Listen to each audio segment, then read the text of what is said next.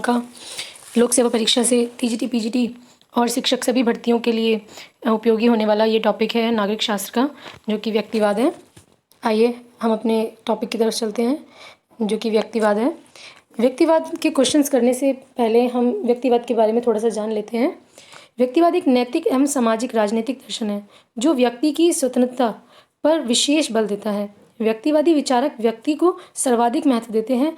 इनका मानना है कि व्यक्ति महत्वपूर्ण होता है, न कि राज्य। आइए हम अपने क्वेश्चन की तरफ चलते हैं। व्यक्तिवाद व समाजवाद में संबंध है परस्पर विरोध का। व्यक्तिवाद और समाजवाद में परस्पर विरोध का संबंध है। क्यों? क्योंकि जो व्यक्तिवाद है वो व्यक्ति को इम्पोर्टेंट मानते हैं, लेकिन जो समाजवाद है वो राज्य और समाज को इम्पोर्टेंट मानते हैं, इसलिए इन दोनों में परस्पर विरोध रहता है। नेक्स्ट है, किस विचार को प्राय व्यक्तिवादी विचारक अपने अनुकूल पाते हैं? डार्विन का अनुकूलतम की अतिजीविता का सिद्धांत।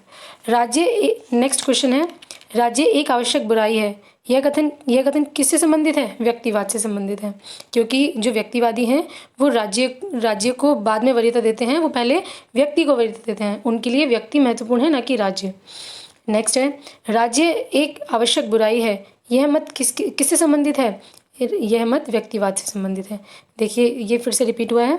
व्यक्तिवादी अराजकता की एक मुख्य विशेषता नहीं है। व्यक्तिवादी जो अराजकता है उसकी एक मुख्य विशेषता नहीं है, जैववादिता यानी ऑर्गेनिज्म। नेक्स्ट है, राज्य एक आवश्यक बुराई है। यह कथन व्यक्तिवादियों का है। नेक्स्ट है, राजनीतिक सिद्धांतों में से कौन सा राज्य को एक आवश्यक बुराई मानता है? इनमें से कौन सा राज्य को एक आवश्यक बुराई मानता है? व्यक्तिवाद। देखिए शब्दों का हेरफेर है, फिर से रिपीटेड यही बात है, बस यही कथन बार बार रिपीट हो रहा है। व्यक्तिवादी विचारक राज्य को अनिवार्य बुराई और अराजकवादी विचारक राज्य को अनावश्यक बुराई मानते हैं। यह वक्तव्य किसका है? प्रमुखतः सत्य है। यह जो वक्तव्य है ये सत्य है। अब देखिए नेक्स्ट है, समाजवाद, शास्त्रीय उदारवाद, मार्क्सवाद तथा कल्याणकारी राज्य का सिद्धांत में से कौन सा राजनीतिक सिद्धांत राज्य को एक आवश्यक बुराई मानता है?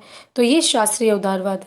ठीक है, नेक्स्ट है, देखिए इसके नीचे नोट भी दिया गया। अब शास्त्रीय उदारवाद के बारे में कुछ बातें हैं। 17वीं और 18वीं शताब्दियों का उदारवाद शास्त्रीय आरंभिक नकारात्मक उदारवाद कहलाता है। इस दौर का उदारवाद राज्य को आवश्यक बुराई मानता था। ठीक है, अब नेक्स्ट, ग्राहम-ब्लास, हैयक, मिल और GDH कोल में से कौन एक व्यक्तिवाद का समर्थक नहीं है? इनमें से कौन एक व्यक्तिवाद का समर्थक नहीं है? GDH कोल। ठीक है, अब देखिए नीचे नोट दिया गया है। Locke, Bentham, Adam Smith, Spencer, Graham Wallas, FA Hayek, Isaiah Berlin, Robert Nozick, Milton Friedman, Norman Angell, Miss Follett इत्यादि व्यक्तिवादी विचारक हैं। ये सभी जो हैं वो व्यक्तिवादी विचारक हैं। नेक्स्ट है, व्यक्तिवादी वैज्ञानिक व्यक्तिवाद की अवधारणा को विकसित किया है। वैज्ञानिक व्यक्तिवाद की अवधारणा को किसने विकसित किया है? हर्बर्ट स्पेंसर ने। जो हर्बर्ट स्पेंसर हैं उन्होंने वैज्ञानिक व्यक्तिवाद की अवधारणा को विकसित किया है। नेक्स्ट है, आधुनिक व्यक्तिवाद का प्रणेता माना जाता है। आधुनिक व्यक्तिवाद के प्रणेता कौन माने जाते हैं? ग्राहम-ब्लास। नेक्स्ट है, लास्की, लिकॉक, हॉब्स तथा ग्राहम-ब्लास में से कौन आधुनिक व्यक्तिवाद का प्रवक्ता है? कौन है प्रवक्ता? ग्राहम-ब्लास। नेक्स्ट है, राजनीतिक सिद्धांत जो नागरिकों के व्यक्तिगत जीवन में न्यूनतम हस्तक्षेप करे उसे कहते हैं व्यक्तिवाद। अब देखिए व्यक्तिवाद जो है वो यह मानता है कि व्यक्ति महत्वपूर्ण है, ना कि राज्य, जो नागरिकों के व्यक्तिगत जीवन या स्वतंत्रता में कम से कम हस्तक्षेप करे। ठीक है, नेक्स्ट है, लास्की, मिल, स्पेंसर तथा अरस्तु में से व्यक्तिवादी विचारक हैं। कौन है? Robert Spencer. नेक्स्ट है, योग्यतम की अतिजीविता का सिद्धांत प्रतिपादित किया था स्पेंसर ने। लेसेज फेयर का अभिप्राय है व्यक्ति को अकेला छोड़ दो। आइए नेक्स्ट, लेसेज फेयर का सिद्धांत यानी अवबंध नीति का सिद्धांत जो है किससे प्रभावित था? यह था प्रभावित स्वतंत्रता के नकारात्मक विचार से। ठीक है, नेक्स्ट, किसके अनुसार सामाजिक विकास की मुक्त प्रतिस्पर्धा में योग्य तथा परिश्रमी लोगों को उत्तरजीविता का अधिकार है? Herbert Spencer. किसको अधिकार है? Herbert Spencer. यह हर्बर्ट स्पेंसर के अनुसार लिखा गया है। नेक्स्ट है, शक्ति की राजनीति, लोक कल्याण की राजनीति, तकनीकी राजनीति तथा दलीय राजनीति की प्रवृत्ति केंद्रीयकरण की प्रवृत्ति का मुख्य कारण यही रही है। यह किसने कहा? यह कहा प्रोकेसियर ने। राजनीति विज्ञान शक्ति की रचना और भागीदारी का अध्ययन है। यह परिभाषा किसने दी है? लॉसवेल और कापलान ने। किसने राजनीति शास्त्र को शक्ति के निर्माण एवं साझेदारी के अध्ययन के रूप में परिभाषित किया है? किसने परिभाषित किया है? हैरोल्ड लॉसवेल और अब्राहा कैपलन ने। नेक्स्ट है, बेंथम द्वारा प्रतिपादित उपयोगितावादी राजनीतिक दर्शन को कभी कभी कहा जाता है, तो इसको क्या कहा जाता है? सूकर दर्शन। ठीक है, यानी पिग फिलॉसफी। नेक्स्ट है, अब देखिए ये जो पिग फिलॉसफी है इसके बारे में थोड़ा सा जान लेते हैं। समाजवाद व व्यक्तिवाद परस्पर विरोधी विचारधाराएं हैं। जैसे कि मैंने आपको अभी पहले भी बताया इस वीडियो में ही कि जो समाजवादी है वो समाज को इम्पोर्टेंट मानते हैं, लेकिन जो व्यक्तिवादी है वो व्यक्तिवादी है वो व्यक्ति को इम्पोर्टेंट मानते हैं, ना कि राज्य को। व्यक्तिवाद राज्य के हस्तक्षेप का समर्थन करता है, क्योंकि जो व्यक्तिवादी हैं वो यह मानते हैं कि जो राज्य है वो हस्तक्षेप करे, यानी हस्तक्षेप ना करें, जो पूंजीवाद को बढ़ावा देता है, और जो व्यक्तिवादी है वो पूंजीवाद को बढ़ावा देते हैं। पूंजीवाद के अंतर्गत उत्पादन वितरण और विनिमय के प्रमुख साधन निजी स्वामित्व में रहते हैं। इसके विरोध में समाजवाद का उदय हुआ। समाजवाद के अनुसार समाज के उत्पादन वितरण और विनिमय के प्रमुख साधनों पर सार्वजनिक स्वामित्व और नियंत्रण स्थापित होना चाहिए, जबकि जो व्यक्तिवाद है वो पूंजीवाद को बढ़ावा देता है और राज्य में कम से कम हस्तक्षेप और मुक्त प्रतिस्पर्धा को बढ़ावा देता है। ठीक है, व्यक्तिवादी सिद्धांत राज्य को अनावश्यक बुराई मानता है। जो व्यक्तिवादी है वो राज्य को आवश्यक बुराई मानते हैं। आवश्यक इसलिए कि केवल राज्य ही लोगों के जीवन, संपत्ति एवं स्वतंत्रता की रक्षा कर सकता है, तथा बुराई इसलिए क्योंकि राज्य के प्रत्येक कार्यों का अर्थ है व्यक्ति की स्वतंत्रता में कटौती करना। व्यक्तिवाद, क्योंकि देखिए जो राज्य है बुराई इसलिए आवश्यक इसलिए मानते हैं क्योंकि वो रक्षा कर सकता है जीवन, संपत्ति और स्वतंत्रता की, लेकिन बुराई इसलिए मानते हैं क्योंकि वो इनकी स्वतंत्रता में कटौती करता है व्यक्तियों की। व्यक्तिवाद व्यक्ति और उसकी स्वतंत्रता को अपने चिंतन में केंद्रीय स्थान देता है। एडम स्मिथ, हेयक, स्पेंसर प्रमुख व्यक्तिवादी विचारक हैं। ये जो सभी हैं ये प्रमुख व्यक्तिवादी विचारक हैं। और ये इन सभी बातों को मानते हैं। ये मानते हैं कि जो व्यक्तिवाद और समाज में परस्पर विरोधी संबंध को बताते हैं ये लोग, इनके मध्य किसी भी प्रकार का विरोधी संबंध स्थापित हो जाता है। क्यों? क्योंकि जैसे कि ये स्टेटमेंट दिया गया आपको इसी से समझ में आ रहा हो कि राज्य एक आवश्यक बुराई है। इनके मध्य परस्पर विरोधी संबंध है व्यक्तिवाद और समाजवाद के मध्य। नेक्स्ट है, शक्ति विनिश्चयों के निर्माण में सहभागिता है। शक्ति की यह परिभाषा किसने दी है? लॉसवेल ने दी है यह परिभाषा। अब ये परिभाषा लॉसवेल ने दी है। नेक्स्ट आते हैं, किसने इस विचार का समर्थन किया है? कि राजनीतिक शक्ति की अवधारणा राजनीति के अध्ययन की आधारभूत अवधारणा है। यह आधारभूत अवधारणा है। किसने बोला? एलन बॉल ने बोला। नेक्स्ट है, आधुनिक राजनीति विज्ञान में प्रक्रिया की संकल्पना दी थी। प्रक्रिया यानी प्रोसेस की संकल्पना किसने दी थी? आर्थर बेंटले ने दी थी। जो आर्थर बेंटले हैं उन्होंने अपनी पुस्तक में भी इसका पूरा विवरण दिया है, इसकी संकल्पना दी है।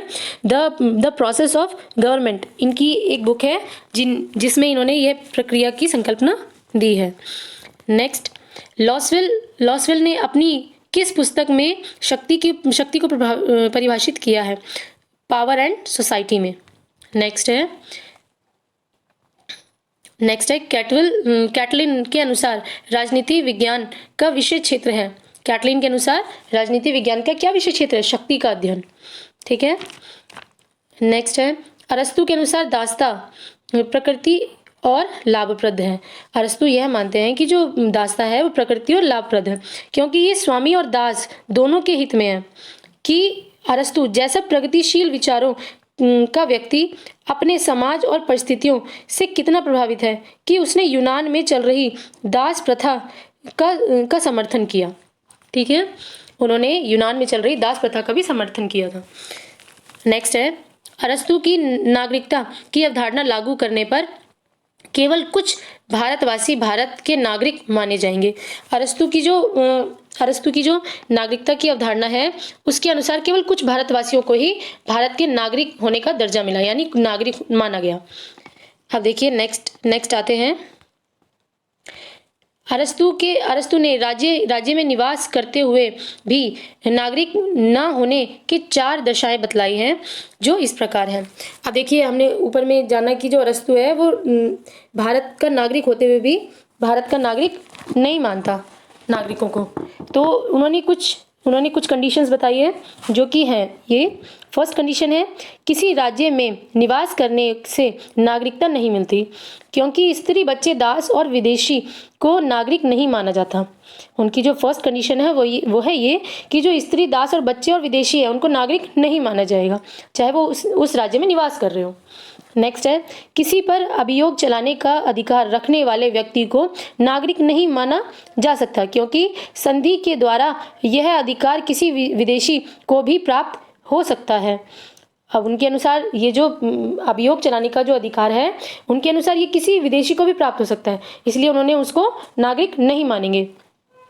थर्ड कंडीशन है उन व्यक्तियों को नागरिक नहीं माना जा सकता जिसके माता पिता दूसरे राज्य के नागरिक हों। उनकी थर्ड कंडीशन के अनुसार यह है कि जिसके माता पिता उस राज्य में निवास नहीं करते जिस राज्य में उनके बच्चे रहते हैं, तो ऐसे नागरिकों को भी नागरिक नहीं माना जाएगा जिनके जो माता पिता हैं वो दूसरे राज्य में निवास करते हैं। अब नेक्स्ट है फोर्थ, निष्कासित तथा मताधिकार से वंचित व्यक्ति को भी राज्य का नागरिक नहीं माना जाएगा। वो निष्कासित और मताधिकार से वंचित जितने भी नागरिक हैं उनको वो नागरिक की श्रेणी में नहीं रखते हैं। नेक्स्ट है किसने राजनीतिक शास्त्र को शक्ति का विज्ञान कहा है? कैटलिन ने कहा है। ठीक है। नेक्स्ट है बाध्यकारिता, समीप्य, स्वेच्छा तथा दया में से कौन एक नागरिक समाज की महत्वपूर्ण विशेषता है? इनमें से कौन नागरिक समाज की महत्वपूर्ण विशेषता है? तो बाध्यकारिता। नेक्स्ट है राजनीति विज्ञान में व्यवहारवाद एक प्रकृति थी। व्यवहारवाद में एक प्रकृति क्या थी? राजनीति विज्ञान को मानव प्रकृति पर आधारित किया गया।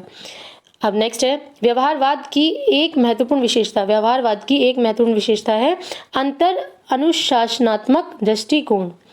नेक्स्ट है व्यवहारपरक राजनीति विज्ञान का जनक माना जाता है। किसको माना जाता है व्यवहारपरक राजनीति विज्ञान का जनक? चार्ल्स मेरियम को। नेक्स्ट है व्यवहारवाद और उत्तर व्यवहारवाद का प्रतिपादक है डेविड ईस्टन।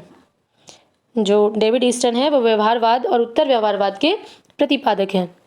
नेक्स्ट है किसने राजनीति विज्ञान के व्यवहारवादी अध्ययन के विकास में योगदान दिया? तो डेविड ईस्टन ने दिया। नेक्स्ट है राजनीति शास्त्र के अध्ययन के व्यवहारवादी उपागम के विकास के लिए उत्तरदायी राजनीतिक वैज्ञानिक कौन थे? डेविड ईस्टन थे। व्यवहारवादी क्रांति का शिकागो विश्वविद्यालय से विधिवत सूत्रपात कब हुआ? 1925 यानी 1925 में। नेक्स्ट है द्वितीय महायुद्ध के पश्चात व्यवहारवादी विचारधारा को विकसित करने का श्रेय किसको जाता है? अमेरिकी राजनीतिक विचारकों को जाता है। देखिए अब नीचे नोट दिया गया है द्वितीय विश्व युद्ध यानी सेकेंड वर्ल्ड वॉर के पश्चात Charles Merriam, Charles Beard, L Lowell, Arthur Bentley के नेतृत्व में अमेरिकी राजनीतिक विचारकों को व्यवहारवादी विचारधारा को विकसित करने का श्रेय जाता है। नेक्स्ट है हर्बर्ट स्पेंसर 1820 से 1903 19वीं सदी के ब्रिटिश दार्शनिक और सिद्धांतकार हैं। इन्होंने योग्यतम की अतिजीविता का सिद्धांत प्रतिपादित किया। स्पेंसर की पहली महत्वपूर्ण कृति सोशल स्टैटिक्स यानी 1850 में, चार्ल्स डार्विन की ओरिजिन ऑफ स्पीशीज 1859 में इससे 9 वर्ष पहले प्रकाशित हुई। इस तरह स्पेंसर ने अपना विकासवादी सिद्धांत डार्विन से भी पहले रखा था। योग्यतम की विजय या योग्यतम की अतिजीविता यानी सर्वाइवल और ऑफ द फिटेस्ट शब्दावली का प्रयोग सर्वप्रथम स्पेंसर ने ही किया था। यद्यपि यह डार्विन के नाम के साथ जुड़कर प्रसिद्ध हुई। इस प्रकार स्पेंसर ही योग्यतम की अतिजीविता के सिद्धांत के प्रतिपादक है। ठीक है, अब नेक्स्ट क्वेश्चन है हमारा, प्लेटो, रूसो, टी.एच. ग्रीन या डेविड ईस्टन में से कौन व्यवहारवाद के समर्थक हैं? तो डेविड ईस्टन। व्यवहारवादी उपागम का जन्म हुआ अमेरिका में। व्यवहारवादी आंदोलन के बौद्धिक जनक हैं। इसके बौद्धिक जनक कौन हैं? Charles E मेरियम। किसने मताधिकार के लिए योग्यता का समर्थन किया? किसने किया? जे.एस. मिल ने। जो जे.एस. मिल हैं ये सभी व्यक्तियों को एक समान मताधिकार देने के पक्ष में नहीं है। ये बहुल मताधिकार की बात करते हैं। ठीक है, अब नेक्स्ट है मताधिकार केवल उन्हीं को मिलना चाहिए जो संपत्तिशाली हैं और जो राज्य को कम या अधिक कर देते हैं। तो यह कथन किसने कहा? जे.एस. मिल का कथन है ये। नेक्स्ट है मताधिकार केवल उन्हीं को मिलना चाहिए जो संपत्तिशाली हैं और राज्य को कम या अधिक कर देते हैं। यह कथन जे.एस. मिल का है। देखिए फिर से रिपीट हुआ है। और नेक्स्ट है B F. Skinner, David Easton, Leonard White और शूमा में से किस व्यवहारवादी विचारक ने अपने चिंतन में मानवीय स्वतंत्रता एवं प्रतिष्ठा को इरादों, प्रयोजन यानी इंटेंशन, और पर्पस और प्रेरणा यानी मोटिवेशन यानी मोटिव से जोड़ा है? किसने जोड़ा है? बी.एफ. स्किनर ने। इनमें से बी.एफ. स्किनर ने इंटेंशन, पर्पस और मोटिव से मानवीय स्वतंत्रता एवं प्रतिष्ठा को जोड़ा है। क्रिया प्रसूत अनुबंधन का सिद्धांत दिया है बी.एफ. स्किनर ने। उत्तर व्यवहारवाद का आधारभूत लक्षण है। उत्तर व्यवहारवाद का आधारभूत लक्षण क्या है? प्रविधि से पूर्व सार, सामाजिक परिवर्तन पर बल तथा कर्मनिष्ठ विज्ञान। ये सब उत्तर व्यवहारवाद के आधारभूत लक्षण हैं। सामाजिक रूढ़िवादिता की विचारधारा उत्तर व्यवहारवाद का आधारभूत लक्षण नहीं है। ठीक है, अब नेक्स्ट है उत्तर व्यवहारवाद की सर्वोत्तम व्याख्या की जा सकती है। उत्तर व्यवहारवाद की सर्वोत्तम व्याख्या की जा सकती है संरचनात्मक प्रकार्यवादी दृष्टिकोण के अग्रदूत के रूप में। ठीक है, नेक्स्ट है उत्तर व्यवहारवाद की एक प्रमुख विशेषता है यह प्रतिक्रिया नहीं अपितु क्रांति है। नेक्स्ट है निवेश, निर्गमन और पूर्व निवेश शब्दों का प्रयोग किसकी व्याख्या में होता है? यह राजनीतिक व्यवस्था की व्याख्या में होता है।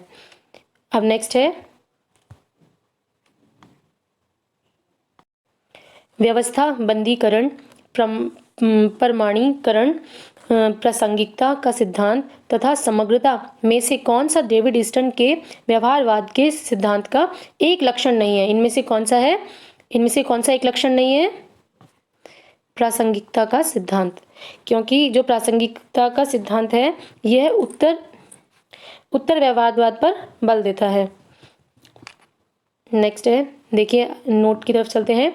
डेविड ईस्टन ने अपने लेख the current meaning of behaviourism में व्यवहारवाद के निम्न आधार लक्षण, तत्व एवं लक्ष्यों को प्रस्तुत किया है।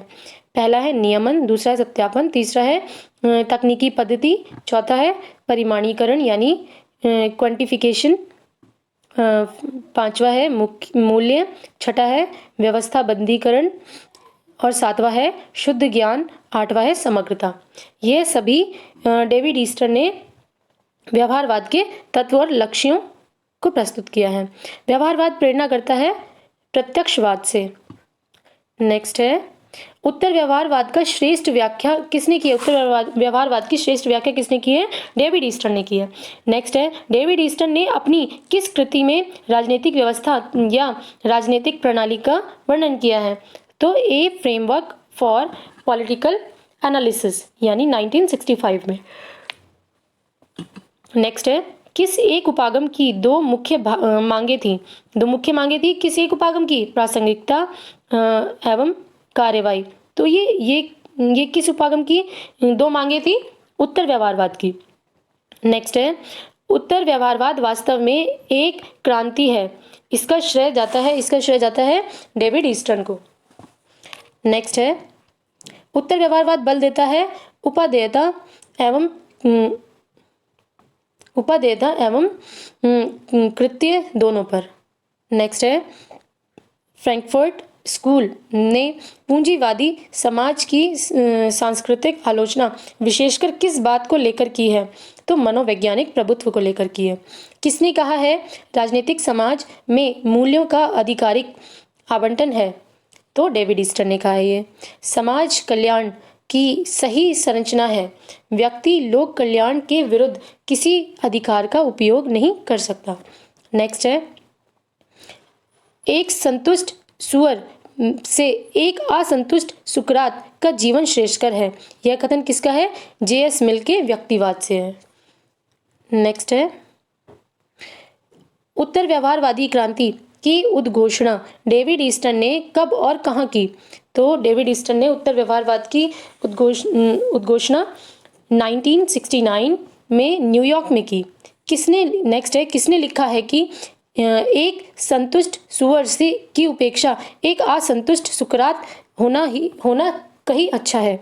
तो यह J.S. मिल ने कहा है। ये J.S. मिल का कथन है। नेक्स्ट है हीगल, ग्रीन, बोसांके तथा बेंथम में से कौन एक आदर्शवादी विचारक नहीं है? इनमें से कौन आदर्शवादी विचारक नहीं है? बेंथम एक आदर्शवादी विचारक नहीं है। किसका विश्वास था कि व्यक्ति अपने पिता की मृत्यु को भूल सकता है परंतु अपनी संपत्ति की हानि को नहीं भूल सकता? तो यह कथन है मैकियावेली का। अब देखिए इसी के साथ हम अपनी नेक्स्ट वीडियो में मिलते हैं आपसे। तो like share and subscribe our channel.